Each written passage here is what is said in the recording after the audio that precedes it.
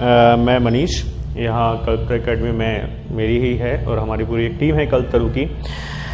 मैं धन्यवाद करना चाहता हूँ सबसे पहले कि आपने मेरी बात सुनी। मैंने कहा था कि आपके जो भी डाउट हो आप मुझसे वो डाउट पूछेगा।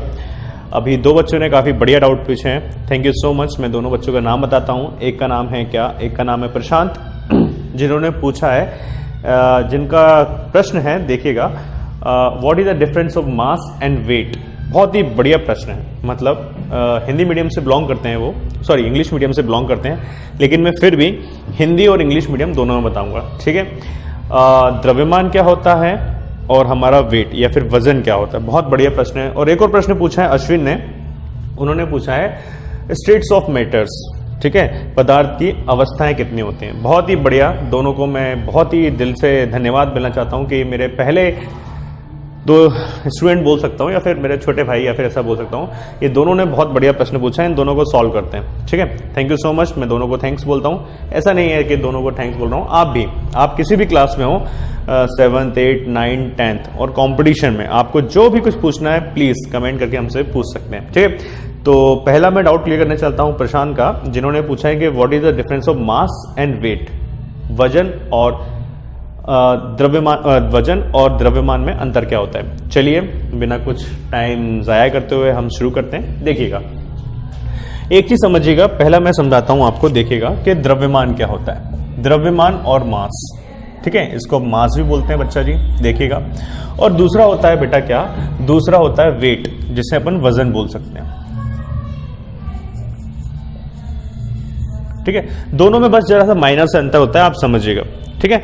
एक चीज समझिएगा, मास और द्रव्यमान को समझने से पहले आपको समझना चाहिए किसी वस्तु को यदि हम क्या करते हैं, नापते हैं या फिर मेजर करते हैं, तो हम किस में करते हैं, किलोग्राम में मेजर करते हैं। बात समझ में? यदि मैं वजन की बात करूं, ठीक है, तो दोनों को हम किस में नाप करते हैं, मेजर। और ध्यान रखिएगा, यदि आप कभी पढ़ते हैं, एक चीज आपने 2 चीज देखी होगी, एक होता है अर्थ, जहां पे हम क्या करते हैं बेटा, रहते हैं, ठीक है, और एक है क्या बेटा, मून, ठीक है। अरे सर आप तो मास और वेट पढ़ा रहे थे, आप तो द्रव्यमान और वजन बता रहे थे, आप अर्थ और मून में कहां पहुंच गए।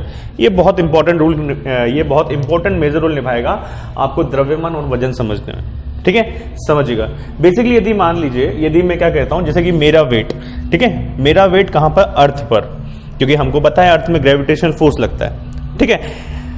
तो मेरा जो वेट है बेटा, वो कहां पर, मेरा अर्थ में वेट है कितना, 60 kg, 6 किलोग्राम, 60 किलोग्राम मेरा क्या है, वेट है। कहां पे, अर्थ पे, मतलब पृथ्वी पे।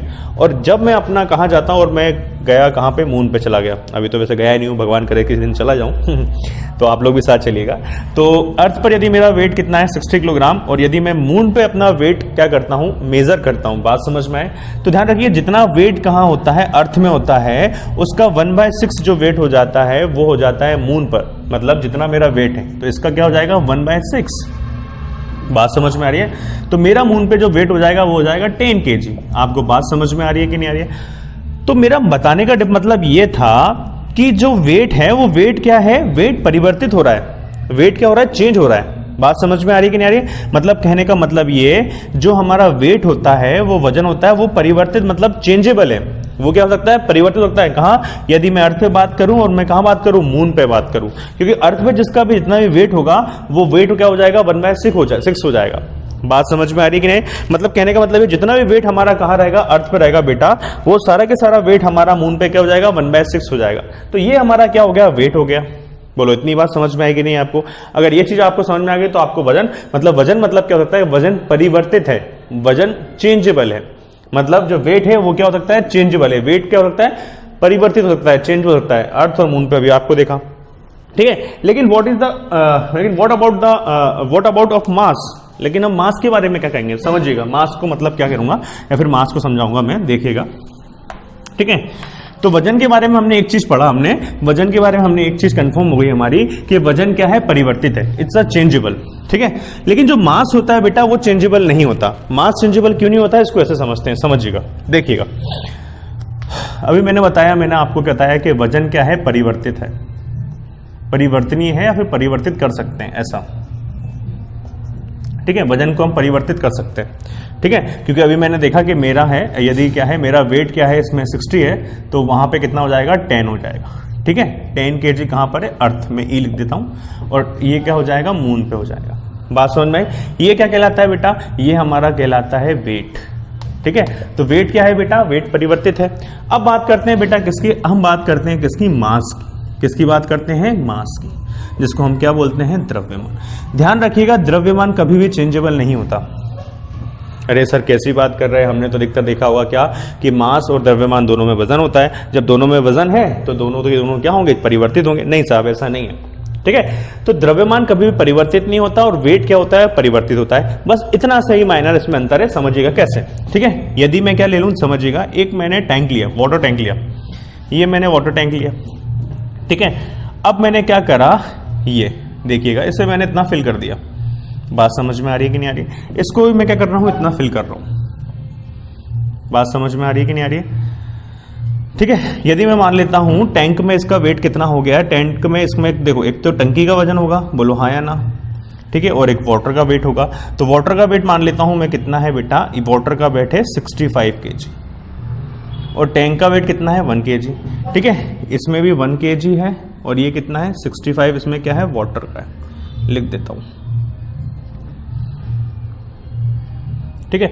अब देखिएगा, अगर ये मैं कहां पर, ये अर्थ में अगर कर रहा हूं मेजर, बात समझ में आ रही है, अर्थ में मेजर कर रहा हूं तो ये 65 ही रहेगा, दोनों का मिला के क्या रहेगा, 65 रहेगा। लेकिन यदि मैं मून पे ले आता हूं तो मून में अगर मैं दोनों को ऐड करूं तो क्या हो जाएगा, 1/6, क्योंकि अभी मैंने आपको पढ़ाया क्या कि ये क्या होता है, चेंजेबल होता है। मतलब मून पे कितना हो जाएगा, मून पे कितना हो जाएगा, यही पानी की टंकी कितनी की हो जाएगी, 11 kg की। बात में एक चीज गौर करिएगा, देखिए ये मैंने इतना भरा है, जो इसकी कैपेसिटी जो मैंने इसको भरा है, कितना भरा है, ये एक लेवल तक भरा है, और यहां पे भी क्या है, एक लेवल तक भरा है। बस यही क्या होता है, यही होता है द्रव्यमान। मतलब किसी वस्तु द्वारा, मतलब कितना कितना कोई स्थान घेर रहा है, बात समझ में आए, मतलब कितना, देखो यहां तक फिल है, यहां तक फिल है, मतलब अगर मैं ऊपर ले जाऊंगा तो इसका क्या जो फिल है वो क्या कम हो जाएगी क्या, मतलब घटा बड़ा कम हो जाएगा क्या, नहीं होगा ना। तो यही क्या कहलाता है, द्रव्यमान कहलाता है। मतलब स्ट्रक्चर, मतलब जितना इसमें अपन क्या डाल रहे हैं, जितना अपने ने पानी डाला है वो पानी कम ज्यादा ना हो, वही। या फिर ऐसा बोल सकता हूं मैं कि जिस किसी वस्तु में मैंने जो पानी डाला, मैं पानी के अलावा कुछ भी ले सकता हूं, चाहे पानी ले लूं, चाहे मैं इसमें बॉल डाल दूं, चाहे तो मैं इसमें क्या डाल दूं, चाहे मैं इसमें ऑयल डाल दूं, कुछ भी। जितनी ये स्थान घेर रहा है, इतनी स्थान जहां अर्थ में घेर रहा है, उतनी स्थान कहां लेगा, मून में घेरेगा। और ऐसे ही इसका क्या बोलते हैं, वही इसका बोलते हैं मास या द्रव्यमान। बात समझ में आ रही है कि नहीं आ रही। जितनी जगह वो यहाँ अर्थ पे घेर रहा है, उतनी ही जगह कहाँ घेरेगा, मून पे घेरेगा। इसे इसका क्या बोला जाता है, द्रव्यमान या मास बोला जाता है। बात समझ में आ रही है आपको। तो कहने का मतलब ये कि किसी के द्वारा, किसी वस्तु के द्वारा, जो किसी वस्तु के अंदर जो घेरी गई जगह होती है, उसे क्या बोलते हैं, उसका द्रव्यमान बोलते हैं। छोटा सा नंबर, इतना सा आपको समझ में आ गया। आई होप आपको क्या हो गया होगा, समझ में आ गया होगा, ठीक है। तो ये किसका क्वेश्चन था, ये क्वेश्चन था किसका बेटा, ये था प्रशांत का, ठीक है। थैंक यू प्रशांत, आपने पूछा। अब अपन नेक्स्ट क्वेश्चन देखते हैं। ये क्वेश्चन है किसका, अश्विन का, ठीक है। इसको मिटा देता हूं, आपको आई होप समझ में आ गया होगा, ठीक है। आगे बढ़ते हैं।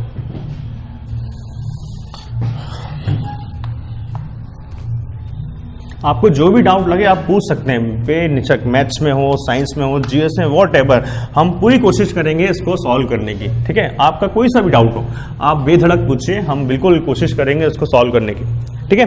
नेक्स्ट क्वेश्चन पूछा है किसने, वो पूछा है अश्विन ने, ठीक है। अश्विन का क्वेश्चन है, उन्होंने पूछा है कि मैटर ऑफ स्टेट्स, पदार्थ की अवस्थाएं कितनी होती हैं, ठीक है। तो एक चीज ध्यान रखिएगा, पदार्थ की जो होती हैं बेसिकली 3 अवस्थाएं होती हैं, ठीक है। एक होती है ठोस, जिसे हम क्या बोलते हैं, सॉलिड बोलते हैं। एक होता है द्रव, जिसे हम लिक्विड बोलते हैं। और एक होता है बेटा क्या, गैस, ठीक है, जिसे अपन गैस बोलते हैं, ठीक है। तो इन चीजों में समझिएगा, ठोस क्या होता है, ये क्या होती हैं, पदार्थ की अवस्थाएं होती हैं। क्या होती हैं, पदार्थ की अवस्थाएं होती हैं,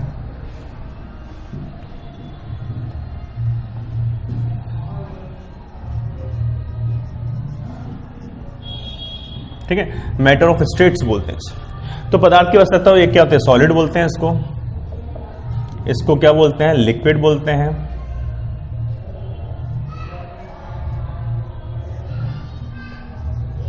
ठीक है, इसको लिक्विड बोल दो, इसको क्या बोल दो, गैस बोल दो। ये तीन क्या होती हैं, लिक्विड क्या होती है, पदार्थ की अवस्था, मैटर ऑफ स्टेट्स।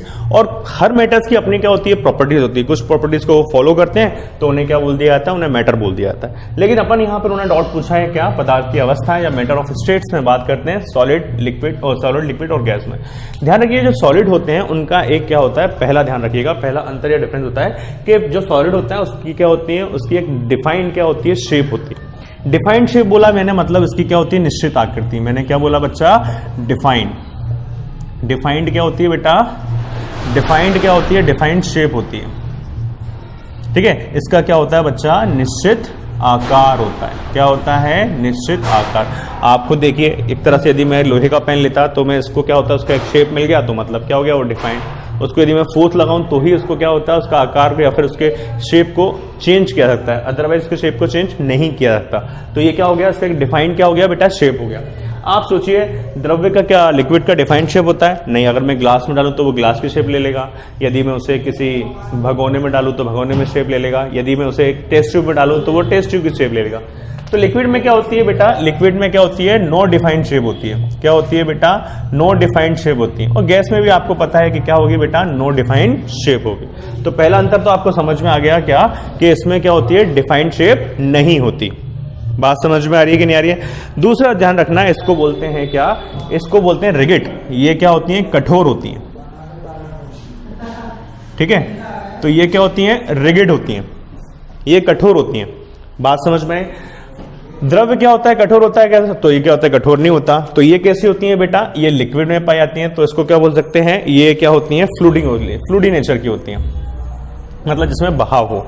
ठीक है, और ये क्या होगी, ये भी जिसमें क्या होगी, फ्लूइडी नेचर, क्योंकि इसमें क्या होगा, बहाव होगा। ये भी क्या होंगे, फ्लूइडी नेचर में पाए जाएंगे। थर्ड की मैं बात करूं तो समझिएगा, इसका क्या होता है बेटा, इसका क्या होता है, इसका डिफाइंड क्या होता है, वॉल्यूम होता है, वॉल्यूम होता है। मतलब कहने का इसका जो निश्चित क्या होगा, आयतन होगा। अब आयतन क्या होता है, आयतन वह होता है जितनी क्या होता है, स्पेस वो ऑक्यूपाई करता है। कोई भी ऑब्जेक्ट जितनी स्पेस ऑक्यूपाई करता है उसे उसका क्या बोलेंगे, वॉल्यूम बोलेंगे। बात समझ में आई। तो इसका क्या होता है बेटा, इसका क्या होगा, इसका डिफाइंड क्या होगा बेटा, इसका निश्चित क्या होगा, आयतन होगा, निश्चित आयतन होगा।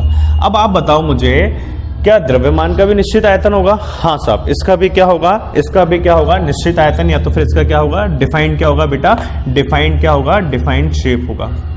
लेकिन ध्यान रखना, गैस का डिफाइंड शेप नहीं होगा, इसका क्या बोलेंगे, अनिश्चित क्या होगा बेटा, अनिश्चित क्या होगा, आयतन होता। क्योंकि आयतन इसलिए होगा क्योंकि मान लो गैस को मैं यहाँ पे मैंने हल्की सी गैस को यदि लीक करी, फिर गैस छोड़ी तो वो पूरे के पूरे किस में हो जाएगी, फैल जाएगी। बात में। तो इसका क्या होता है, इसका अनिश्चित क्या होता है बेटा, आकार होता है। ठीक है, और अपन एग्जाम ले लेते हैं क्या, हाँ, इसकी क्या होती है, छोटा डिस्टिंक्ट बाउंड्री बोलते हैं। क्या बोलते हैं, डिस्टिंक्ट बाउंड्री। डिस्टिंक्ट बाउंड्री का मतलब समझिएगा अपन, डिस्टिंक्ट बाउंड्री का मतलब समझिएगा। ठीक है, डिस्टिंक्ट बाउंड्री का मतलब, कहने का मतलब जो ठोस होती है वो एक स्थान से दूसरे स्थान तक अपने आप नहीं जा सकती। जैसे कि मैं पेन को यहाँ छोड़ दूँ तो कल भी पेन मुझे यही मिलेगा, परसों भी पेन यही मिलेगा, इसमें कोई क्या हो, जब तक मैं एक्सटर्नल फोर्स अप्लाई नहीं करूंगा वो क्या होगा, इसमें क्या होता है, वो कहीं से मूव नहीं करेगा, one place to another place move नहीं करेगा। लेकिन यदि मैं बात करूं किसके, लिक्विड की, तो आपको पता है यदि पानी छोड़ूं, यदि उसमें बहाव है हल्का से ढलान पे, तो पानी क्या हो जाएगा, एक स्थान से दूसरे स्थान पे क्या हो जाएगा, पहुंच जाएगा, हल्का सा समझ लो। तो इसमें क्या होगा, इसमें नो डिस्टिंक्ट बाउंड्री होती है। क्या होती है, नो डिस्टिंक्ट बाउंड्री। और इसमें भी क्या होती है बेटा, नो डिस्टिंक्ट बाउंड्री होती है। बात समझ में आई। तो हमने ये सारे के सारी चीज देखी हमने। हाँ, एक पॉइंट और है इसमें जो है 5th नंबर का, ऊपर लिख देता हूँ, शायद आपको जगह ना हो या फिर समझ में ना आए। एक होता है बेटा क्या, कंप्रेस्ड, मतलब दबाव। क्या हम, आप बताओ, मैं आपको एक लोहे की छड़ दूं और कहूं इसे भैया बीच में से दबा के बताओ या फिर मोड़ के दिखाओ, तो आपको बहुत ज्यादा फोर्स अप्लाई करना पड़ेगा। मतलब इसको हम क्या कर सकते हैं, सॉलिड जो होता है इसको क्या नहीं, कंप्रेस नहीं कर सकते, मतलब दबा नहीं सकते। तो इसमें क्या है, दबाना क्या होता है, कंप्रेस कम कर सकते। द्रव्य को ध्यान रखना, इसमें इसमें बोलते हैं इसको हम क्या कंप्रेस नहीं कर सकते या फिर नो कंप्रेस बोल सकते हैं। द्रव्य को कंप्रेस कर सकते हैं लेकिन लो, तो इसमें हम बोल सकते हैं क्या, कि क्या होता है, ये लो कंप्रेस्ड होता है। बात समझ में आ रही कि नहीं आ रही है। ये क्या होता है बेटा, लो कंप्रेस्ड होता है। लेकिन गैस को हम क्या कर सकते हैं, हाई कंप्रेस्ड बोल सकते हैं, कि हम गैस को क्या कर सकते हैं, हाई कंप्रेस कर सकते हैं। तो यही क्या होते हैं, यही क्या होते हैं, किसमें पदार्थ की अवस्था होती है, एक होता है सॉलिड, एक होता है लिक्विड और एक होता है गैस। आई होप यू आपको अच्छे से समझ में आया होगा। ठीक है, तो कोशिश कीजिए और भी आपके और आपके दोस्तों से बोलिए, यदि और भी कोई डाउट हो तो प्लीज हमसे पूछिए। हम सारे डाउट को कोशिश करेंगे, जिस तरह से अभी बताया उस तरह से पूरी कोशिश करेंगे उसको समझाने की। तो थैंक यू, और कमेंट करके अपनी डाउट पूछ रहिए। Thank you so much.